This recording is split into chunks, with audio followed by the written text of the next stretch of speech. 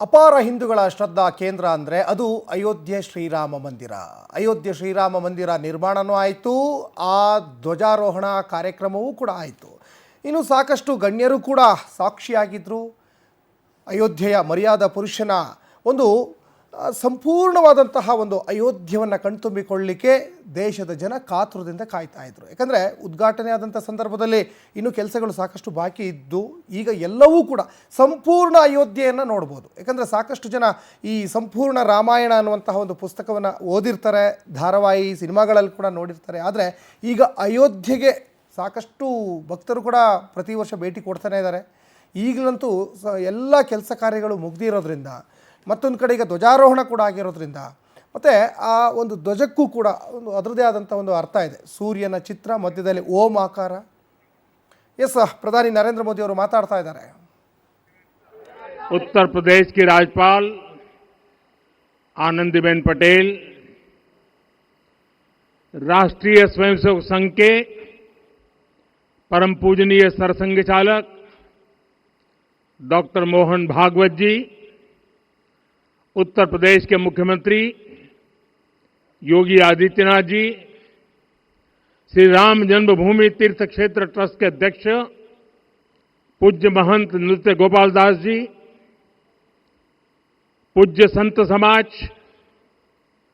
यहां पधारे सभी भक्तगण, देश और दुनिया से इस ऐतिहासिक पल के साक्षी बन रहे कोटि कोटि राम भक्त, देवी और सज्जनों, आज अयोध्या नगरी भारत की सांस्कृतिक चेतना के एक और उत्कर्ष बिंदु की साक्षी बन रही है। आज संपूर्ण भारत, संपूर्ण विश्व राममय है।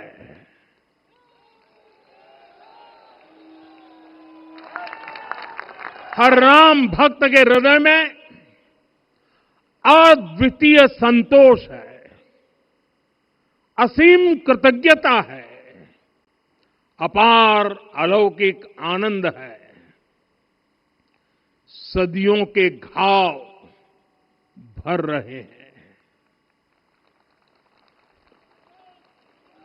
सदियों की वेदना आज विराम पा रही है। सदियों का संकल्प आज सिद्धि को प्राप्त हो रहा है। आज उस यज्ञ की पूर्णाहुति है जिसकी अग्नि 500 वर्ष तक प्रज्वलित रही। जो यज्ञ एक पल भी आस्था से डिगा नहीं, एक पल भी विश्वास से टूटा नहीं। आज भगवान श्री राम के गर्भगृह की अनंत ऊर्जा, श्री राम परिवार का दिव्य प्रताप इस धर्म ध्वजा के रूप में इस दिव्यतम भव्यतम मंदिर में प्रतिष्ठापित हुआ है। और साथियों, ये धर्म ध्वजा केवल एक ध्वजा नहीं, ये भारतीय सभ्यता के पुनर्जागरण का ध्वज है। इसका भगवा रंग, इस पर रचित सूर्य वंश की ख्याति, वर्णित ओम शब्द और अंकित कोविदार वृक्ष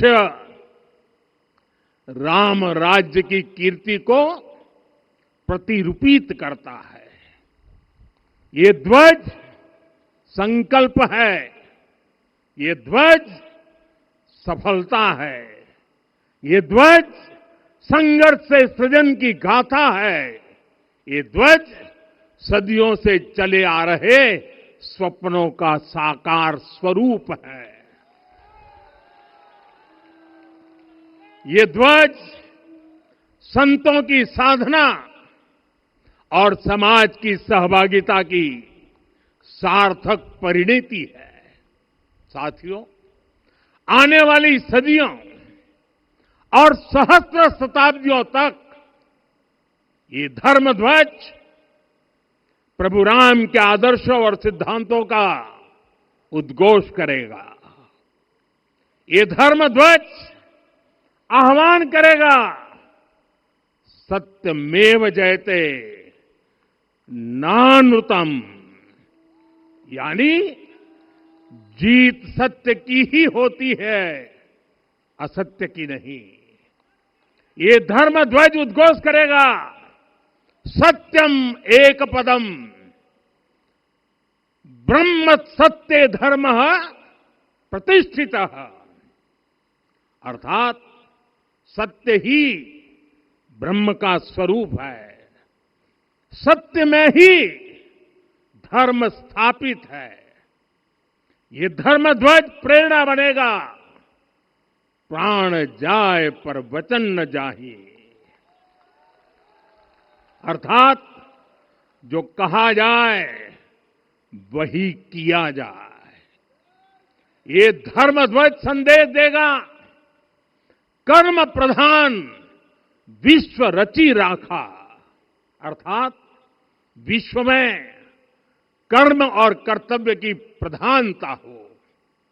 ये धर्म ध्वज कामना करेगा, बैर न विग्रह आस न त्रासा, सुखमय ताही सदा सब आशा, यानी भेदभाव, पीड़ा, परेशानी से मुक्ति, समाज में शांति और सुख हो। ये धर्म ध्वज हमें संकल्पित करेगा, नहीं दरिद्र कोऊ दुखी न दीना, यानी हम ऐसा समाज बनाएं जहां गरीबी न हो, कोई दुखी या लाचार न हो।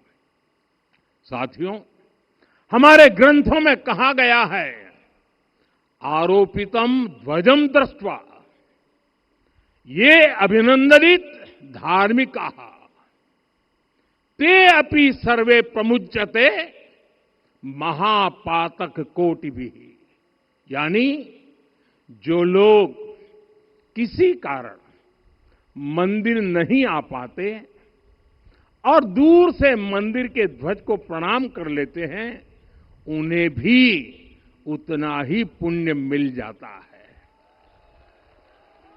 साथियों, ये धर्म ध्वज भी इस मंदिर के ध्येय का प्रतीक है।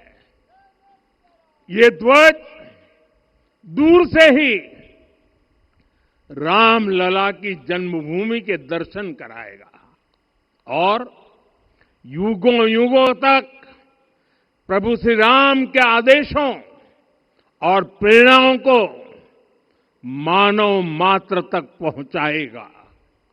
साथियों, मैं संपूर्ण विश्व के करोड़ों राम भक्तों को इस अविस्मरणीय क्षण की, इस अद्वितीय अवसर की हार्दिक शुभकामनाएं देता हूं।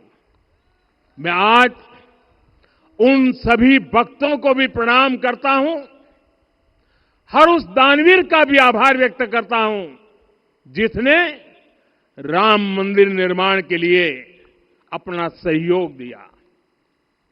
मैं राम मंदिर के निर्माण से जुड़े हर श्रमवीर, हर कारीगर, हर योजनाकार, हर वास्तुकार, सभी का अभिनंदन करता हूं।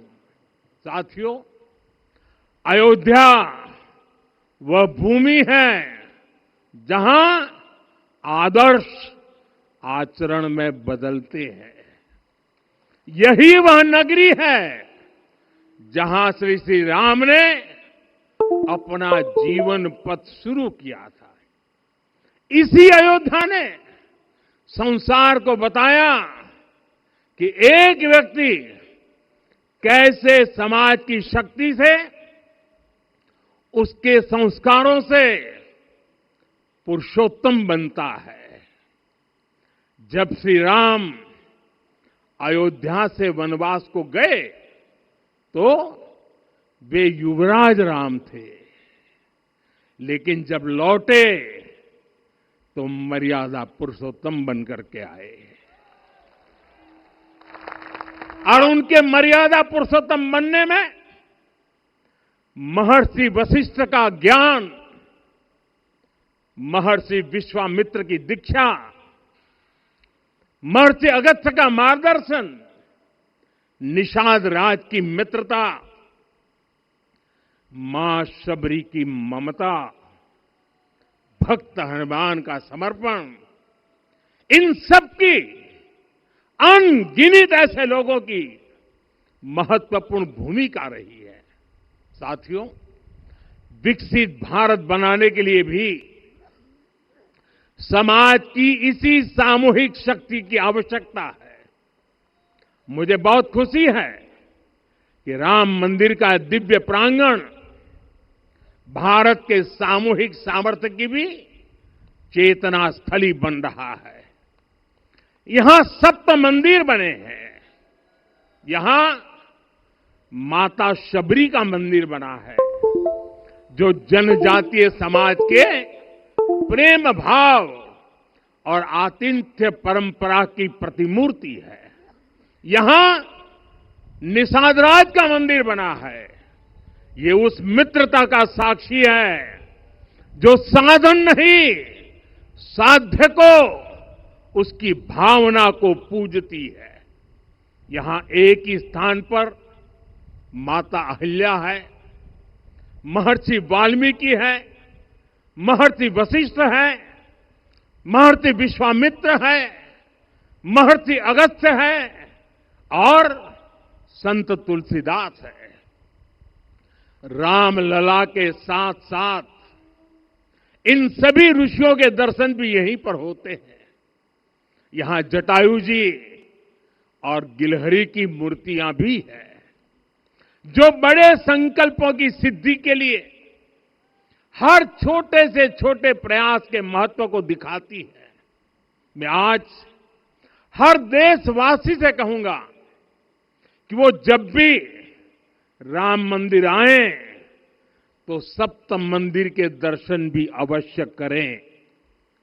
ये मंदिर हमारी आस्था के साथ साथ मित्रता, कर्तव्य और सामाजिक सद्भाव के मूल्यों को भी शक्ति देते हैं।